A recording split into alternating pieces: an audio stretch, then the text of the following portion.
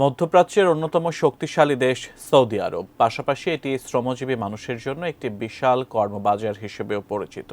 পৃথিবীর নানা প্রান্ত থেকে হাজার হাজার মানুষ জীবিকা নির্বাহের জন্য সৌদি আরবকে বেছে নেন।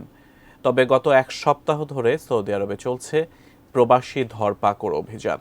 এই অভিযানে দেশটি 22,000-এরও বেশি প্রবাসীকে গ্রেফতার করেছে। আরও বিস্তারিত জানাচ্ছেন শিহাব ইসলাম। সৌদি আরবের আইনশৃঙ্খলা বাহিনী গত এক সপ্তাহে 22,000-এর বেশি প্রবাসীকে গ্রেপ্তার করেছে। 16 জানুয়ারি থেকে 22 জানুয়ারি পর্যন্ত দেশজুড়ে অভিযান চালিয়ে এই প্রবাসীদের গ্রেপ্তার করা হয়। সৌদি আরবের স্বরাষ্ট্র মন্ত্রণালয় এক বিবৃতিতে জানিয়েছে, প্রবাসীরা আবাসন, শ্রম ও সীমান্ত সুরক্ষা আইন লঙ্ঘন করায় গ্রেপ্তার হয়েছেন।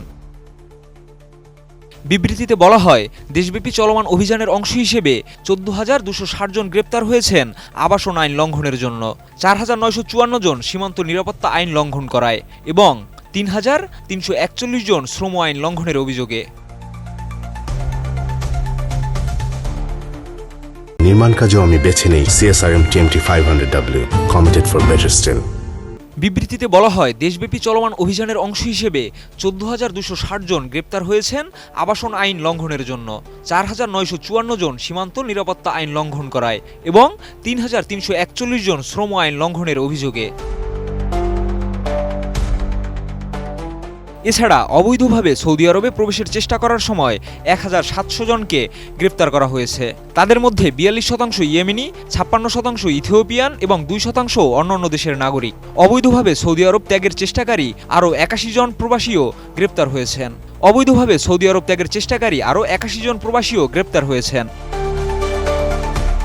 তবে সৌদিতে বসবাসরত 24 ব্যক্তিকে গ্রেপ্তার করা হয়েছে, যারা অবৈধ প্রবাসীদের আশ্রয় ও পরিবহন দেওয়ার অভিযোগে জড়িত ছিলেন। বর্তমানে 30,871 জন প্রবাসীর বিরুদ্ধে আইনি পদক্ষেপ প্রক্রিয়াধীন রয়েছে। তাদের মধ্যে 30,984 জন পুরুষ এবং 2,887 জন নারী। এখন পর্যন্ত 10,984 জন প্রবাসীকে দেশে ফেরত পাঠানো হয়েছে এবং আরও 2,274 জনকে ফিরিয়ে দেওয়ার জন্য চূড়ান্ত পদক্ষেপ নেওয়া হয়েছে। সৌদি আরবের স্বরাষ্ট্র মন্ত্রণালয় এ বিষয়ে বারবার সতর্ক করে জানিয়েছেন, অবৈধভাবে সৌদি আরবে প্রবেশ করলে বা থাকলে দণ্ডবিধি রয়েছে। সৌদি আরবে বর্তমান জনসংখ্যা প্রায় 3,48,00,000, যেখানে লক্ষাধিক প্রবাসী শ্রমিক কর্মরত রয়েছেন। দেশটি নিয়মিতভাবেই অবৈধ প্রবাসীদের বিরুদ্ধে অভিযান চালিয়ে থাকে। শিহাব ইসলাম, ATN নিউজ।